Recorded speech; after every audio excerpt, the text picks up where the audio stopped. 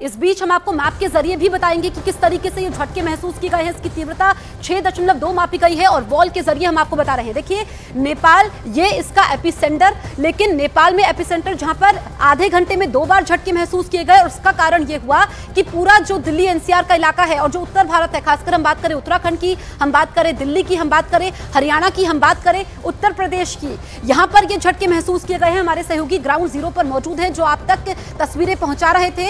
यहां पर ये झटके महसूस किए गए हैं। अब मैं आपको बताती हूं कि रिक्टर स्केल पर इसकी तीव्रता क्या है। देखिए अगर 0 से 1.9 तक इसकी तीव्रता होती है तो फिर क्या होता है ये हम आपको बताते हैं। सिर्फ सीस्मोग्राफ से पता चलेगा असर, यानी कि बहुत ही ये महसूस भी नहीं होगा।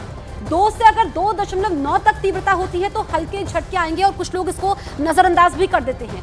लेकिन जब तीव्रता बढ़ती है, अब देखिए जब बढ़ती चली जाएगी फिर क्या होगा, 3 से अगर 3.9 तक आता है तो ऐसा असर जैसे कोई भारी वाहन गुजर जाए।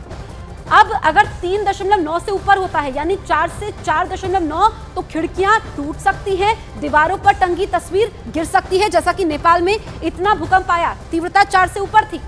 5 से 5.9 फर्नीचर हिल सकता है, मकानों में दरारें भी आ सकती हैं, यानी कि ये नुकसान की घंटी होता है। और 6 से 6.9 क्योंकि जो नेपाल में एपिसेंटर है 6.2 की तीव्रता है, कच्चे घर गिर सकते हैं, इमारतों की नींव हिल सकती है, यानी कि नेपाल में नुकसान हुआ होगा जिसका आकलन होगा। लेकिन क्योंकि एपिसेंटर जो है वो नेपाल में है इसलिए उत्तर भारत में सिर्फ अभी नुकसान की कोई खबर नहीं है।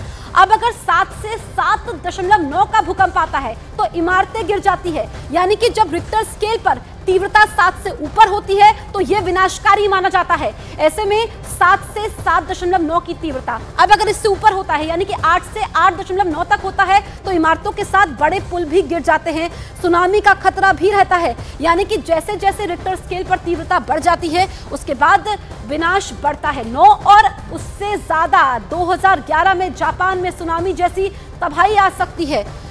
तो ये हम आपको बता रहे हैं 9 और उससे ऊपर अगर होता है तो उसका असर क्या होता है। लेकिन अभी जो नेपाल में है वो तीव्रता 6 से ऊपर है। अब आप ये देखिए कि जमीन से 5 किलोमीटर नीचे केंद्र था।